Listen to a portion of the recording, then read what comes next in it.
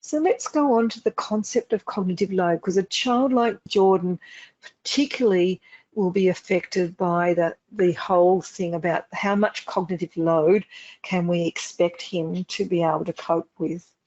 So you can see there, and this comes from the New South Wales government material that's on your reference list from the Centre for Education Statistics and Evaluation, the cognitive load theory and practice, and the managing cognitive load through effective presentations, sample of ways of teaching that would be useful for teacher aides as well as other teaching staff. The concept that the human brain can only handle the limited amount of new information at times. You might think of times when you haven't had a good night's sleep, you've got a lot of pressures on your plate at the moment, and they're the times when you say, I can't deal with anything more, I'm up to the top. So we know that there's got different types of memory. So in this graphic here, you'll see there, it talks about working memory, long-term memory, and our learning. And so to optimize the load, we actually need to have both the long-term memory and the working memory working together so that we don't get overloaded. So how does memory work? We know that working memory has small amounts of short-term information that's processed there. So it may be you meet someone new and you actually say, right, I've got to remember their name. So that would be an example of small amounts of memory or information. You learn something new there. And longer-term memory actually has large amounts of information stored semi-permanently. So if I was to ask you, well, who was your grade 5 teacher at school? You may be able to come up with that, and you haven't thought about it for years and years and years, but that comes from your long-term memory, that information store that we have.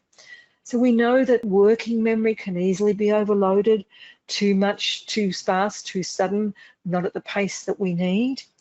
And we can prevent that memory overload from happening by actually building and scaffolding our teaching so that we actually make use of the longer-term memory. So what are some of those strategies there to help a young person who's been traumatised in terms of cognitive load and not putting too much cognitive load on them? So that's the academic sort of strategies there. What the strategies are, we tailor it to what they already know. So with Jordan, for instance, he already knew the names of every football player in his team. So the learning around maths and about multiplication and division was actually embedded in the team.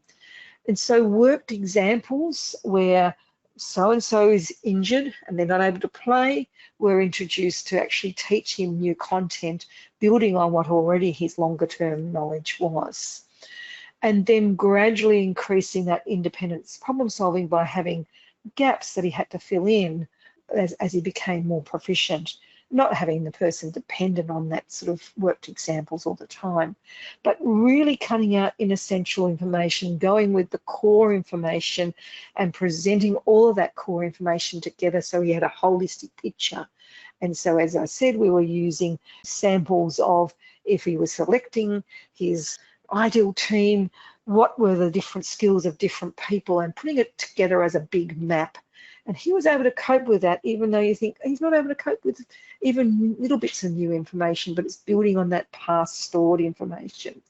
And one of the other core strategies with cognitive load is to simplify complex information by presenting it both orally as well as visually. So quite often in schools, we know that we shouldn't just be orally teaching. We shouldn't be just using one modality. We need to use quite a range, but we sometimes default to the traditional ways of learning, whether it be textbook learning or other sorts of learning. So even with a video, for example, having both the words and the picture on the video might seem the opposite to, you think, oh, that's too much cognitive load. But for a child like Jordan here, he actually needed that. So you had to experiment whether he needed both words and the auditory and the visual. And for some children, they won't want that. It'll be too much interference. So you can hear that individualized approach coming through. So they're just some of the cognitive load strategies, and you'll find a lot more detail in those reference lists there.